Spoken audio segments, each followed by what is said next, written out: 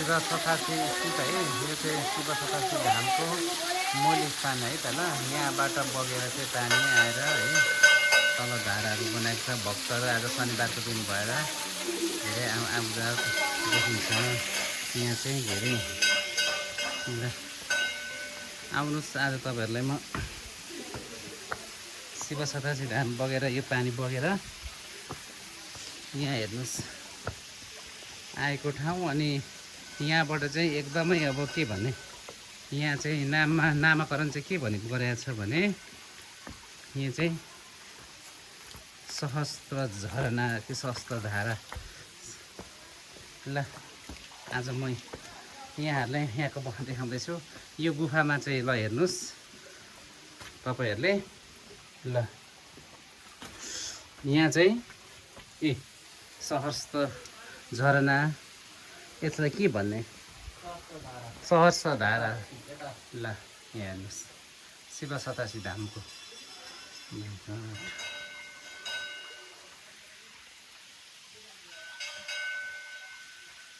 सहस्त्र धारामा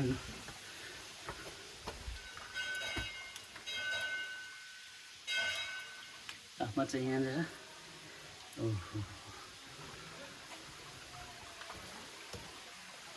ल तपाईँ देख्न सक्नुहुन्छ सहस्त्र धारणा। आज म तपाईँलाई जानकारी देखाउँछ, तपाईँहरू पनि आउन सक्नुहुन्छ। र यति हाइवेबाट त यो त कति 7 किलोमिटर जति छ है भिडियो।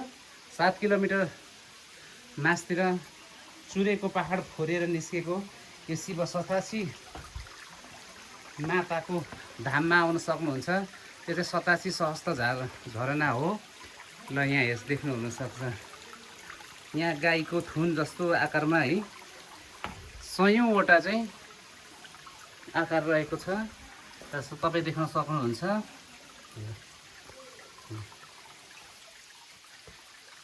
ल अब तपाईँलाई यहाँ भएको माथि भनेको मूल भइहाल्यो। यो रह्यो एउटा सतासी सहस्त्र धारा झरना भइहाल्यो। अब यो खोलाबाट हामी आउँदै आउँदै गर्दा मेरो साथी बिजु चाहिँ, बिजु हाई भनिदेऊ। हेलो। ल मेरो साथी चाहिँ, हामी चाहिँ साथी हो भन्दा पनि दाजुभाइ है गाइज। यहाँ आउनुसम्म तपाईँलाई जानकारी थियो चाहिँ नाग गुफा रहेको छ। यहाँ रहेको विभिन्न कुराहरू चाहिँ म तपाईँलाई जानकारी गर्ने क्रममा अहिले चाहिँ हामी यहाँ नाग गुफा आइपुग्यौँ।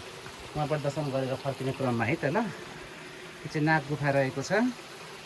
यस्तै गरेर तपाईँलाई अर्को के भन्ने, यसरी नै माथिबाट पानी झर्दै यसरी कुण्ड हुँदै बगिरहेको देख्न सक्नुहुन्छ। यहाँ एउटा सानो पोखरी भएको छ है, कुण्ड।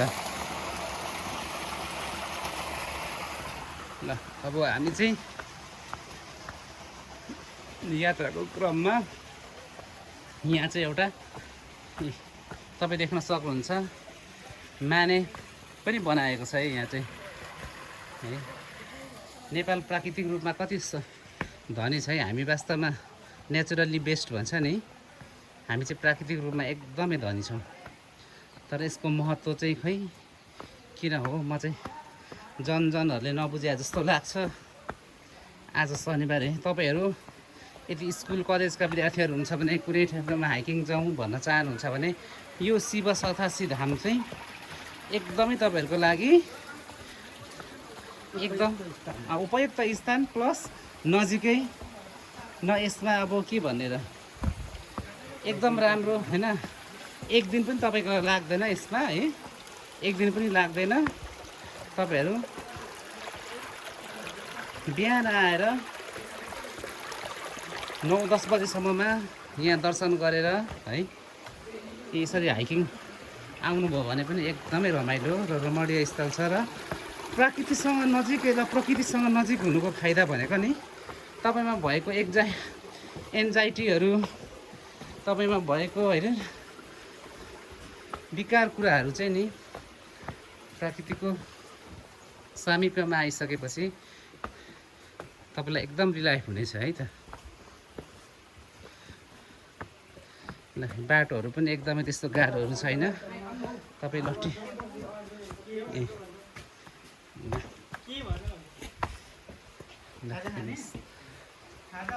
जहाँ ढुङ्गामा देवताको बास छ भन्छ नि, त्यो देश मेरो हो, त्यो देश चाहिँ नेपालै हो। ल हेर्नुहोस् यति रमणीय स्थान है, यति नजिकै ठाउँ यसरी हाइकिङ गर्नु पाउँदा हामी चाहिँ एकदमै खुसी छौँ। कति रमाइलो के हामी तराईमा सोध्छौँ नि होइन, पाहाड पर्वत हेर्न मन गर्नेहरू जति पनि छ नि उहाँहरूको लागि चाहिँ एकदमै उपयुक्त डेस्टिनेसन है यो चाहिँ। अब हामी चाहिँ हिँड्दा हिँड्दा यति रमाइलो छ यो ठाउँ। ल हेर्नुहोस् चट्टानले चट्टानले रेड कार्पेट के ओछ्याएर राम्रो भन्छ नि, हेर्नुहोस् त चट्टानको बाटो यस्तोमा पनि हिँड्न सक्नु क्या, कति राम्रो हुन्छ। वाउ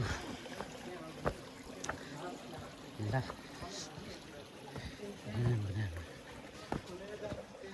ल भिजु कस्तो लागिरहेछ त?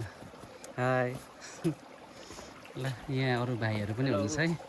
राइफलमा स्वागत छ सबजनालाई। है ल ल हेर्नुहोस् यस्तो नेचर।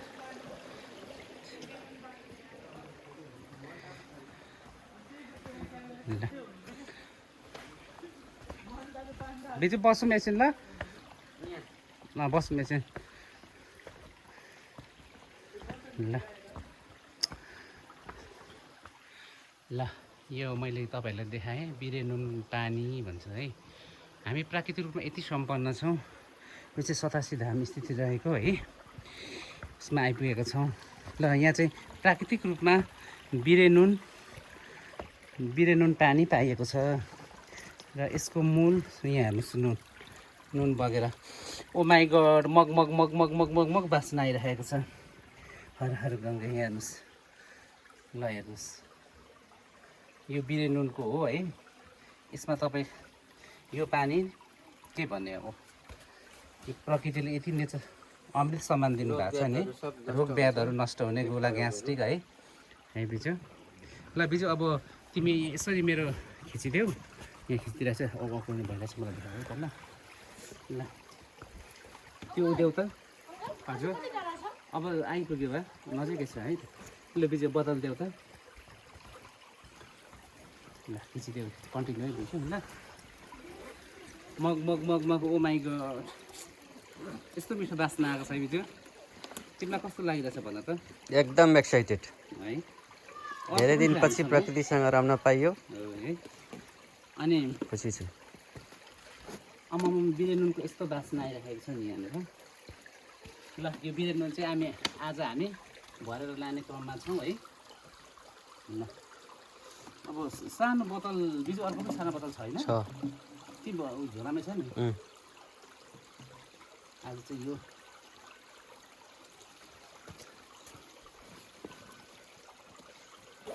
भरेर लिएर गएर चाहिँ हामीले चाहिँ घरमा के भन्छ अमृतपान गर्ने। कता पुग्यो त जुन होला? त्यही छ, त्यही हालेको थियो त।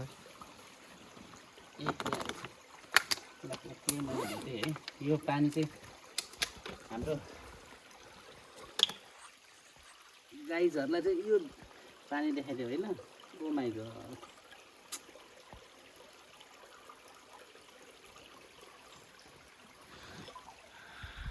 यो के भयो यो त? के भयो? टर्न अफ फेस टाइम भन्छ। डन्ट ल यो पानी चाहिँ भरेको देखाइदियो है। यो पानी चाहिँ हामी लानेछौँ। यो त अमृत हो, अमृत। कस्तो मिठो बास्ना आएको है बिजु।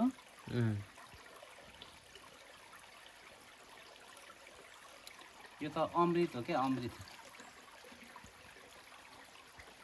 कसले भन्छ नेपाल चाहिँ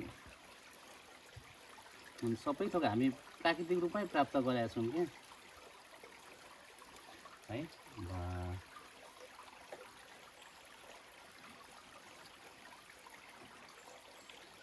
मन लाग्छ कि मेरो घर नजिक भए त म दिनदिनै आएर लिएर जान्थेँ यहाँबाट है दिजु।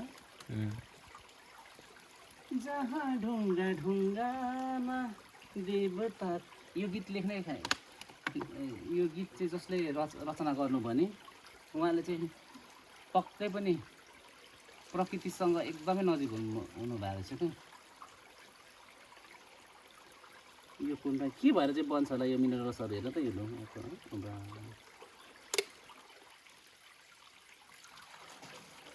म त नाकैले थाहा पाउँदैन रहेछ, केही थाहा पाउँदैन। अहिले त थाहा पायो नि। यहाँ भएर बाँच्नको थाहा छ कि तिमीलाई? छैन। यहाँ आएपछि चाहिँ एकदमै यहाँ चाहिँ आउँछ।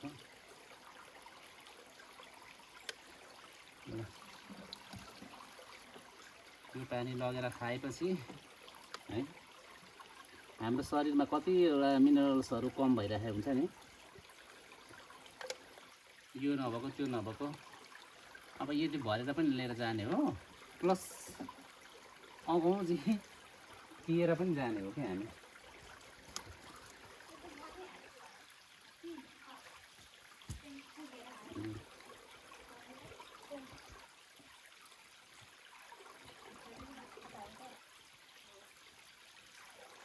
लु बेसी बन्द गर ल।